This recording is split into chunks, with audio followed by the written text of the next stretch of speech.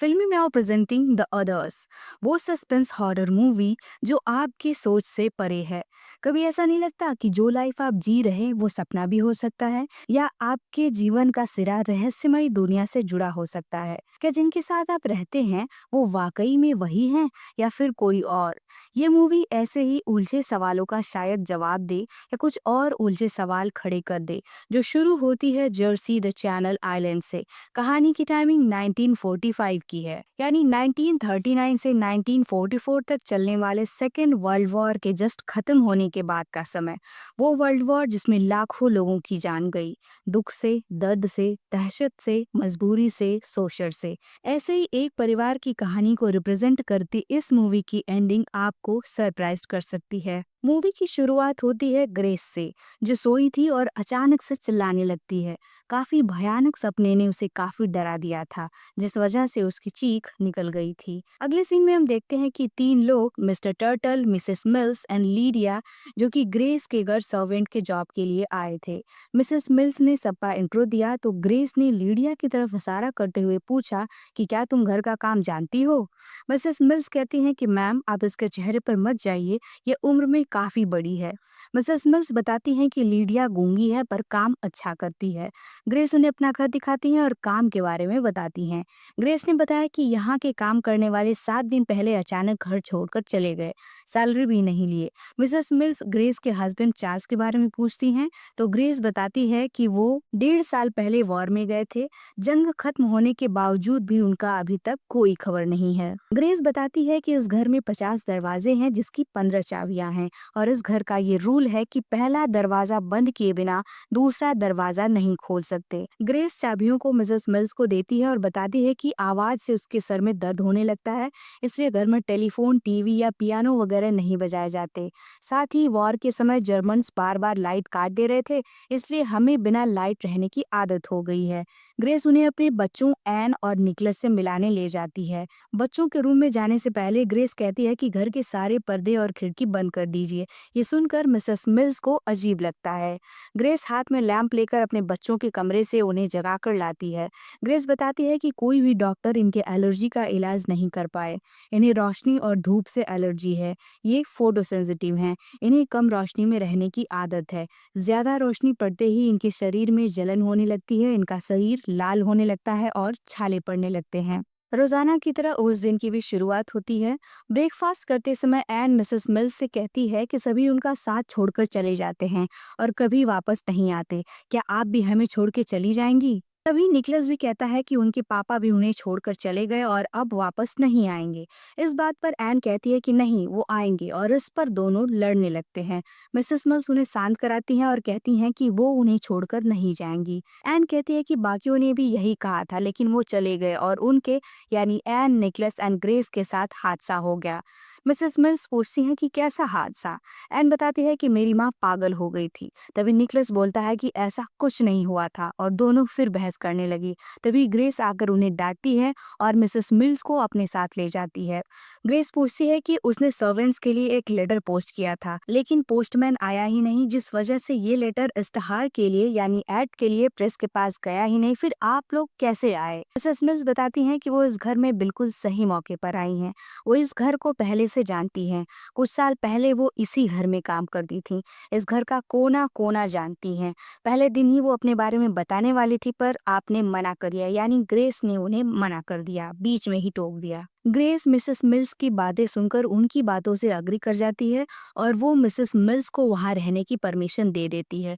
उसके बाद grace mills से कहती है कि उसके बच्चों के मन में अजीबोगरीब ख्याल आते रहते हैं, आप उनकी बातों पर गौर मत करिएगा। वो बच्चे हैं और बच्चों से ऐसी बातों की उम्मीद की जा सकती है। रात में हम देखते हैं कि एन और निकलस साथ में बैठकर पढ़ाई कर रहे थे, जिसमें वो जस्टिस एंड पास्टर और जर्मन गवर्नर के बारे में पढ़ रहे थे। जहां वो पढ़ते हैं कि झूठ बोलने वाले बच्चों को धरती के बीचों बीच पड़ने वाले बाल कारागार में झूठ बोलने पर हमेशा के लिए सजा के तौर पर रहना पड़ता है। तभी पढ़ते-पढ़ते दोनों में किसी बात को लेकर फिर से बहस होने लगती है। बहस से परेशान होकर ग्रेस दोनों को अलग-अलग कमरे में पढ़ने को बोलती है। दोनों मना करने लगते हैं, वो कहते हैं कि उन्हें भूत से डर लगता है। ग्रेस निकलस को कहती है कि बेटा मैं तुम्हारे साथ हर जगह नहीं रह सकती, तुम्हें अकेले रहना सीखना होगा। फिर वो निकलस से उसकी रोज़री निकालने को बोलती है और कहती है कि जब तुम्हें डर लगे तो इसे हाथ में लेकर गॉड को याद करोगे तो तुम्हारा सारा डर खत्म हो जाएगा। निकलस को समझाने के बाद ग्रेस दोनों को अलग-अलग कमरे में ले जाती है और फिर खुद हॉल में आकर बैठ जाती है। कुछ समय बीतने के बाद ग्रेस को रोने की आवाज सुनाई देती है। घबराई ग्रेस दौड़ते हुए निकलस के कमरे में जाती है, पर निकलस शांति से अपना लेसन याद कर रहा था। ग्रेस फिर दौड़ते हुए एन के कमरे में जाती है, पर एन भी नहीं रो रही थी। ग्रेस कहती है कि एन झूठ बोल रही है, उसने रोने की आवाज सुनी है। एन कहती है वो नहीं, विक्टर रो रहा था। ग्रेस पूछती है ये विक्टर कौन है? एन बताती है विक्टर इस घर में रहना नहीं चाहता है, पर उसके पापा यहीं रहने को बोल रहे हैं। एन ये भी बताती है कि विक्टर के पापा को पियानो बजाना पसंद है। इतना सब सुनकर ग्रेस गुस्सा हो जाती है कि एन ये क्या मनगढ़ंत कहानियां बना रही है। वो अभी हॉल से आई है और वहाँ कोई नहीं था। घर के सभी दरवाजे बंद हैं, ऐसे में विक्टर अंदर कैसे आ जाएगा? तभी ग्रेस की नजर दरवाजे की तरफ जाती है जो सच में खुला था। खुला दरवाजा देखकर ग्रेस सहम जाती है। ग्रेस फिर मिसेस मिल्स और लीडिया को डांटने लगती है कि तुम लोगों ने लापरवाही से दरवाजा कैसे खुला छोड़ दिया। ये मेरे बच्चों के जीवन का सवाल है। इस घर में रोशनी आना जहाज में पानी घुसने की तरह है। रोशनी से मेरे बच्चों की जान जा सकती है, इस लापरवाही से उनकी जान खतरे में पड़ सकती थी। पर मिसेस मिल्स कहते हैं कि उन लोगों ने दरवाजा नहीं खोला। मिसेस मिल्स का जवाब सुनकर ग्रेस और गुस्सा होने लगती है। ऐसे में मिसेस मिल्स ने शांत रहना ही सही समझा। रात में डाइनिंग टेबल पर खाना खाते वक्त निकलस एन से पूछता है कि क्या उसने सच में उस लड़के यानी विक्टर को देखा है। एन बताती है कि हाँ, उसका नाम विक्टर है। निकलस पूछता है कि क्या वो भूत है। एन बताती है कि नहीं, वो भूत नहीं है, क्योंकि भूत ऐसे नहीं होते। वो सफेद चादर ओढ़ते हैं और रात में निकलते हैं और उनके हाथ में चेन होती है। निकलस कहता है तुम झूठ बोल रही हो।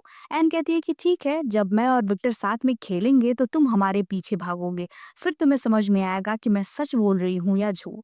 रात को सोते समय एन निकलस को जगाकर दिखाती है कि विक्टर बार बार पर्दे हटा रहा। निकलस कहता है तुम मुझे डरा रही हो, मुझे डराना बंद करो वरना मैं मम्मी को बुलाकर तुम्हें डांट खिलाऊंगा। इतना कहकर निकलस चादर में छुपकर सो जाता है। तभी किसी लड़के की बोलने की आवाज आती है। निकलस कहता है कि लड़के की आवाज निकालकर मुझे डराना बंद करो एन, वरना मैं मम्मी को सच में बुला दूंगा। ये सुनकर एन कहती है ये मैं नहीं, विक्टर है। लेकिन निकलस ये मानने को तैयार ही नहीं था। अब निकलस को यकीन दिलाने के लिए एन विक्टर से कहती है कि मेरे भाई के चेहरे पर टच करो ताकि उसे पता चले कि तुम हो सच में। तभी कोई निकलस के चेहरे को छूता है। इतने में निकलस रोते हुए घबराकर जोर जोर से अपनी माँ को बुलाने लगता है। जब ग्रेस आती है तो वो एन को बहुत डांटती है और उसे सजा के तौर पर बाइबिल पढ़कर माफी मांगने को बोलती है। एन 3 दिन तक लगातार बाइबिल पढ़ती है पर माफी नहीं मांगती, क्योंकि उसका कहना है कि उसने कोई झूठ नहीं बोला जिसके लिए वो माफी मांगे। सुबह में ग्रेस नीचे बैठकर एम्ब्रॉयडरी कर रही थी, पर ऊपर से तेज तेज चलने की आवाजें आ रही थी। सामान की गिरने की भी आवाजें उसे टाइम टू टाइम सुनाई दे रही थी। ग्रेस मिसेस मिल्स से कहती है कि वो लीडिया को मना करे कि वो शोर न मचाए, आराम से भी काम कर सकती है वो। तभी अचानक ऊपर से कुछ सामान गिरने की आवाज फिर आती है। ग्रेस और गुस्सा हो जाती है और खुद जाने लगती है। तभी खिड़की से बाहर ग्रेस देखती है कि लीडिया तो बाहर है। ग्रेस को समझ नहीं आ रहा था कि यदि लीडिया छत पे है ही नहीं तो आखिर ऊपर है कौन। ग्रेस भागकर एन की तरफ जाती है और पूछती है कि क्या तुमने कोई आवाज सुनी। ग्रेस एन से पूछती है कि ये शोर कौन कर रहा है। एन बताने से मना कर देती है और कहती है कि मैंने आपको बताया तो आपने मुझे सजा दी, अब मैं कुछ नहीं बताऊंगी। ग्रेस कहती है कि अब मैं तुम्हारा भरोसा करूंगी, मुझे सच बताओ। जब ग्रेस बार बार उसे सच बोलने को कहती है तो एन बताती है कि ऊपर स्टोर रूम में कोई है। अब ग्रेस धीरे धीरे और डरे कदमों से स्टोर रूम की तरफ बढ़ने लगती है। ग्रेस डरते हुए स्टोर रूम का दरवाजा खोलकर अंदर जाती है। अंदर जाकर उसे कुछ लोगों की बोलने की आवाजें एकदम साफ सुनाई देने लगती है। सभी आवाजें सुनकर ग्रेस घबरा गई। वो उस आवाज को ढूंढने लगी। तभी उसकी नजर दरवाजे पर जाती है जो खुली थी। ग्रेस बाहर एन से पूछती है कि क्या तुमने अभी किसी को बाहर जाते देखा। एन बताती है अभी कुछ लोग कमरे से बाहर आए हैं और नीचे गए हैं। नीचे जाते हुए वो लोग कह रहे थे कि ये घर उनका है और वो सभी पर्दे हटा देंगे। पर क्या मॉम, आपने उन्हें बाहर जाते हुए नहीं देखा? तभी ग्रेस मिसेस मिल्स से पूछती हैं कि ये कैसे पॉसिबल हो सकता है कि पिछले 5 सालों से मैं यहाँ रह रही हूँ और कभी कोई घर में नहीं घुसा, लेकिन आज इतने सारे लोग कैसे घुस गए? मिसेस मिल्स कहती हैं कि आपको वहम हुआ है, ऐसा कुछ भी नहीं है। उसी वक्त एन उन्हें एक ड्राइंग दिखाती है जिसे उसने बीती रात बनाई थी, जिसमें वो दिखाते हुए बताती है कि ये विक्टर है, ये उसके मम्मी पापा और ये वो औरत है जो बार बार मुझसे बात करने की कोशिश कर रही है। साथ ही एन ने उस पे नंबर भी डाले थे जो ये बताते थे कि उन लोगों को एन ने कितनी बार देखा, जिसमें उस डरावनी औरत को एन ने सबसे ज्यादा बार देखा। एन बताती है कि वो औरत उसे बार बार बुलाती है और तरह तरह के सवाल पूछती है। ये सुनकर ग्रेस के दिल की धड़कनें तेज हो जाती हैं। वो मिसेस मिल्स से कहती है कि मिस्टर टर्टल को बुलाइए, हम पूरे घर की तलाशी लेंगे। पूरे घर की तलाशी ली जाती है लेकिन कोई नजर नहीं आता। ढूंढते ढूंढते ग्रेस की नजर एक फोटो पर जाती है। उसे देखते हुए उसे कुछ और फोटोज दिखते हैं जिसे वो एन द्वारा बनाई गई ड्राइंग से मैच करने की कोशिश करती है, पर उन्हें कोई फोटोज मैच नहीं करती। तभी ग्रेस को एक डेथ बुक मिलती है जिसमें सभी मरे लोगों की तस्वीरें होती हैं। ग्रेस उसके बारे में मिसेस मिल्स से पूछती है तो वो बताती हैं कि पहले के समय में लोग अपने प्रियजनों को फोटोज में याद के तौर पर रखते थे। उनका मानना था कि मरे हुए की आत्मा फोटो में जिंदा रहेगी, इसलिए वो ये डेथ बुक मेंटेन करते हैं। ग्रेस को ये सुनकर शॉकिंग लगता है और वो इस डेथ फोटोग्राफ एल्बम को जला देने को बोलती हैं। रात में ग्रेस एन के पास जाती है और सोती हुई एन से माफी मांगती है कि उसने एन की बातों का विश्वास नहीं किया और उसे सजा दी। तभी निकलस ग्रेस से अपने पापा के बारे में पूछता है कि वो वॉर में क्यों गए और कब वापस आएंगे। ग्रेस निकलस को बहलाकर अपने कमरे में जाकर रोने लगती है। तभी उसे पियानो के बजने की आवाज सुनाई देती है। आवाज सुनकर पहले तो ग्रेस घबरा जाती है, लेकिन फिर वो गन लेकर म्यूजिक रूम की तरफ जाती है। जैसे जैसे वो रूम की तरफ बढ़ रही थी, पियानो की आवाज बढ़ती जा रही थी। दरवाजे के पास आकर वो जैसे ही दरवाजा खोलती है, वैसे ही पियानो बजना बंद हो जाता है। ग्रेस अंदर जाती है और देखती है कि पियानो खुला हुआ है। वो उसे बंद करती है और रूम में अच्छे से देखकर रूम को बंद करके बाहर जाने लगती है, तो उसे एहसास होता है कि कोई दरवाजे को धक्का दे रहा। इतने में किसी ने जोर से दरवाजे को बंद कर दिया और ग्रेस बाहर गिर गई।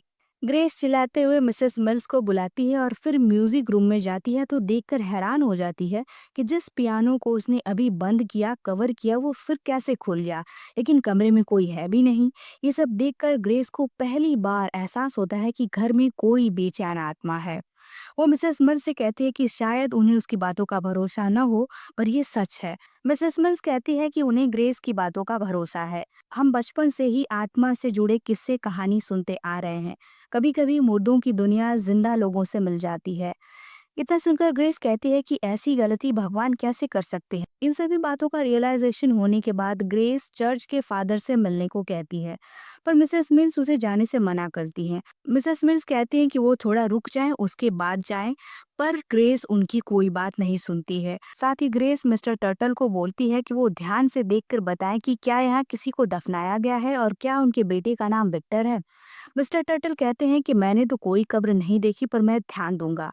ग्रेस के चले जाने के बाद मिस्टर मिल्स मिसेस टर्टल से कहती हैं कि इसे लग रहा है कि ये घर भूतिया है। मिस्टर टर्टल कहते हैं कि क्या उनका फादर से मिलने जाना ठीक होगा। मिसेस मिल्स कहती हैं कि वो फादर तक नहीं पहुंच पाएंगी क्योंकि कोहरा इतना ज्यादा है कि वो रास्ता भटक जाएंगी। तभी मिस्टर टर्टल कहते हैं कि हमें और कितने दिन इस राज को छुपाना होगा। राज मतलब टर्टल ने उसी कब्र को घास से ढक कर रखा था जिसको खोजने की बात ग्रेस कर रही थी। मिसेस मिल्स कहती हैं सही वक्त आने तक हमें ये राज छुपाना होगा। इधर ग्रेस कोहरे में जा रही है और आगे जाते जाते वो रास्ता भटक गई। धुंध की वजह से उसे कुछ दिखाई नहीं दे रहा था। तभी उसे किसी की काली परछाई धुंध से उसकी तरफ बढ़ती दिखाई दी। पास आने पर ग्रेस देखती है कि उसका हस्बैंड चार्ल्स सामने खड़ा है। चार्ल्स को देखकर ग्रेस की खुशी का ठिकाना ही नहीं रहा। ग्रेस अब चार्ल्स के साथ वापस हवेली लौट आती है फादर से बिना मिले। घर आकर चार्ल्स अपने बच्चों के पास जाता है, उन्हें गले लगाकर प्यार करता है, उनसे बातें भी करता है। लेकिन ग्रेस जब चार्ल्स को खाने के लिए बोलती है तो चार्ल्स खाने की टेबल पर नहीं आता है और अपने कमरे में ही सो जाता है। इधर टेबल पर एन पूछती है कि पापा कब आएंगे खाने। साथ ही एन ये भी पूछती है कि जंग में जो लोग मारे जाते हैं वो कहाँ जाते हैं, यानी स्वर्ग या नर्क। ग्रेस कहती है कि ये डिपेंड करता है कि उन्होंने अच्छे लोगों का साथ दिया या बुरे लोगों का। ग्रेस कहती है कि तुम लोग जंग पे नहीं जा रहे हो, तुम लोग घर घर पे अपने मम्मी डैडी के साथ सेफ हो, जो तुमसे बहुत प्यार करते हैं। तभी एन कहती है कि और बाहर वाले भी। ग्रेस थोड़ा गुस्से में कहती है यहाँ कोई बाहर वाला नहीं है। इसी बात को लेकर एन और ग्रेस में बहस होने लगती है और एन जोर जोर से सांसें लेने लगती है, जैसे उसका दम घुट रहा हो। एन की तेज सांसें सुनकर ग्रेस को जैसे इरिटेशन होने लगी और वो चिल्लाते हुए एन को अंदर कमरे में जाने को बोलती है। एन जाकर मिसेस मिल्स के पास रोने लगती है। मिसेस मिल्स उसे समझाती हैं कि उन्होंने भी विक्टर को देखा है, लेकिन उसकी माँ उन बातों पर भरोसा नहीं करती। पर धीरे धीरे वो भरोसा करने लगेगी, क्योंकि अभी उन्हें बहुत कुछ देखना बाकी है। रात में Mrs Mills, Mr Turtle and लीरिया एक साथ बैठे बातें कर रहे थे। मिसेस मिल्स कहती हैं कि ग्रेस उनके लिए दिक्कत पैदा करती जा रही है, जिसे सुनकर मिस्टर टर्टल बोलते हैं कि क्या उनके हस्बैंड को भी हम पर शक हुआ होगा। मिसेस मिल्स कहती हैं कि उन्हें शायद नहीं पता कि वो कहाँ हैं। अगली सुबह हम देखते हैं कि ग्रेस एन को एक प्यारी सी वेडिंग ड्रेस बनाकर देती है, जिसे पहनकर एन काफी खुश थी और उसे कुछ देर और पहने रहने को ग्रेस से बोलती है। ग्रेस एन की खुशी को देखकर उसे वो ड्रेस और थोड़ी देर पहने देने के लिए मान जाती है। लेकिन थोड़ी देर बाद जब ग्रेस एन के पास कपड़े चेंज करने को बोलने जाती है, तो उसे ड्रेस में वही डरावनी औरत नजर आने लगती है जिसकी बात एन ने की थी। एन का हाथ उसी बूढ़ी औरत के हाथों की तरह लग रहा था। ग्रेस उसे देखकर घबरा जाती है और पूछने लगती है कि उसकी बेटी कहाँ है। वो औरत कहती है कि मैं ही तो हूँ आपकी बेटी। ग्रेस उसका गला दबाने लगती है और उसे धकेल देती है। साथ ही उसके मुंह पर से जो स्कार्फ था वो भी हट जाता है। लेकिन जब स्कार्फ हटता है तो सामने ग्रेस को अपनी बेटी ही दिखाई देती है। ग्रेस के इस बर्ताव से दर्द में एन चिल्लाने लगती है और रोते हुए बाहर जाने लगती है। तभी मिसेस मिल्स आ जाती हैं, जिसके पास जाकर एन कहती है कि मेरी माँ बुरी है, वो पागल हो गई है, वो मुझे मारना चाहती हैं। और उसके बाद एन अपने पिता के पास चली जाती है। मिसेस मिल्स पूछती हैं कि आपने ऐसा क्यों किया, तो ग्रेस बताती है कि वो मेरी बेटी नहीं थी। वो अजीब आंखों वाली बूढ़ी औरत मेरी बेटी की आवाज की नकल कर रही थी। मैं सच कह रही हूँ। फिर ग्रेस चार्ल्स के पास जाती है तो चार्ल्स कहता है कि एन ने उसे सब कुछ बता दिया है। ग्रेस कहती है कि मुझे लगता है कि घर में भूत है। तभी चार्ल्स कहता है कि मैं भूत की नहीं बल्कि उस दिन की हादसे की बात कर रहा हूँ। चार्ल्स कहता है कि बताओ उस दिन क्या हुआ था और तुमने ऐसा क्यों किया। ये सुनकर ग्रेस कहती है कि उस दिन पता नहीं मुझे क्या हो गया था। सभी नौकर भी घर छोड़कर चले गए थे। मैं घबरा गई थी, एकदम अकेली हो गई थी। चार्ल्स मुझे माफ कर दो, मुझे ऐसा नहीं करना चाहिए था। क्या तुम इसकी वजह से मुझसे नाराज हो? ये सुनकर चार्ल्स कहता है कि मैं यहाँ सिर्फ अपनी बीवी बच्चों को अलविदा कहने आया हूँ, मुझे जाना होगा। ये सुनकर ग्रेस पूछती है कि कहाँ जाना है। चार्ल्स कहता है कि उसे वॉर में वापस जाना है। ग्रेस कहती है पर वॉर तो खत्म हो गई है, तुम अब कहाँ जाने की बातें कर रहे हो। पहले भी तुम हमें अकेला छोड़कर चले गए थे। जब हमें तुम्हारी सबसे ज्यादा जरूरत थी तुम हमें अकेला छोड़कर चले गए थे, लेकिन अब तुम नहीं जा सकते। ग्रेस ये कहते हुए रोने लगती है, जिसे देखकर चार्ल्स इमोशनल हो जाता है। चार्ल्स ग्रेस को शांत कराता है, दोनों रोमांस करते हैं और फिर सो जाते हैं। लेकिन सुबह जब ग्रेस की आंख खुलती है तो चार्ल्स वहां से चला गया था। तभी एन और निकलस के चिल्लाने की आवाज ग्रेस की कानों तक आने लगती है। ग्रेस भागकर अंदर जाती है तो देखती है कि घर के सारे पर्दे गायब हैं। ग्रेस किसी तरह बच्चों को छुपाकर किसी अंधेरे कोने में ले जाती है, लेकिन रोशनी पड़ने से बच्चों को कोई नुकसान नहीं हुआ। ग्रेस ये देखकर खुश होती है। इसके बाद ग्रेस लीडिया के पास जाती है और उसको झकझोर कर पूछने लगती है कि तुम्हें जरूर कुछ न कुछ पता है, क्योंकि तुम्हारे साथ भी ये अजीबोगरीब घटनाएं हो चुकी हैं, जिस वजह से तुम्हारी आवाज चली गई है। इसलिए प्लीज तुम बताओ कि ऐसा क्या हुआ है और ऐसा क्या है। तभी मिसेस मिल्स लीडिया को ग्रेस से दूर करती हैं और कहती हैं कि इन सब से आपको कुछ हासिल नहीं होने वाला है और लीडिया गूंगी है, वो आपको कुछ नहीं बता सकती। फिर मिसेस मिल्स कहती हैं कि शायद कोई घर में रोशनी करना चाहता है, इसलिए पर्दे हटा दिया होगा। ग्रेस ये सुनकर आग बोगला हो जाती है और कहती है कि मेरे बच्चे फोटो सेंसिटिव है, रोशनी में उनकी जान जा सकती है। मिसेस मिल्स फिर कहती हैं कि हाँ आप सही कह रही हैं, पर ये पुरानी बात है, अब सब बदल गया है और अगर आप उन्हें रोशनी में नहीं लाएंगी तो कैसे पता चलेगा कि वो ठीक हो गए हैं या नहीं।